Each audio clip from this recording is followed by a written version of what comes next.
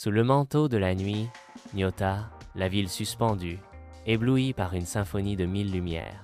Bien au-dessus du paysage urbain illuminé, Aïssa se tient seule sur une terrasse, une figure solitaire sur fond de grandeur urbaine.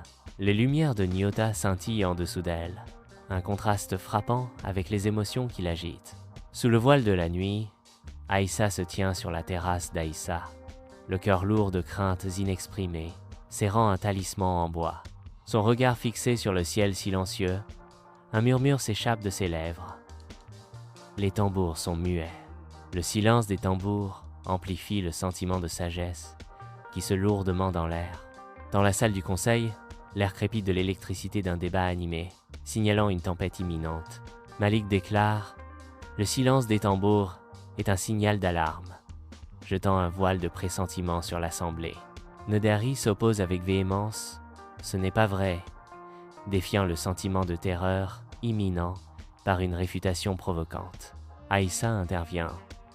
C'est une alerte, ajoutant de l'urgence au débat, alors que le conseil est au bord de la décision. Sur les falaises, Aïssa, enveloppée de solitude, presse le talisman contre la pierre sacrée. Les yeux fermés, Aïssa s'immerge dans le silence, cherchant un écho murmuré du passé. Des profondeurs du silence, un souffle ténu se matérialise, portant un seul mot énigmatique. Réveillez-les. Sous les arbres solaires, Aïssa retrouve Malik, son expression ferme, prête à affronter le passé. Aïssa tend le talisman vers Malik, une invitation silencieuse à entreprendre un voyage pour récupérer leur héritage.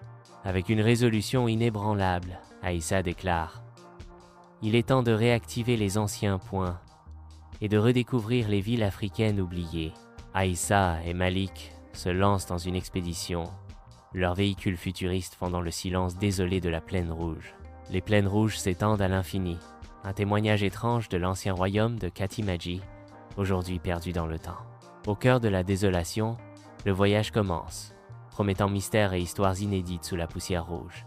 Au cœur de la grotte secrète, Aïssa et Malik tombent sur l'ancien tambour de l'éveil, caché du temps.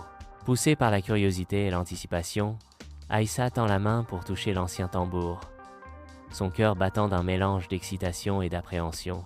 Au moment du contact, une faible vibration se propage dans la grotte, comme si l'ancienne puissance du tambour se réveillait de son sommeil. À l'aube, une cité africaine antique, oubliée par le temps, émerge des brumes matinales, un spectacle mystérieux et grandiose. Aïssa et Malik, les yeux brillants d'une résolution inébranlable, partagent un regard qui promet l'éveil des cités africaines. Dans le silence de l'aube, l'éveil des cités africaines est sur le point de commencer, portant en lui l'espoir de la Renaissance.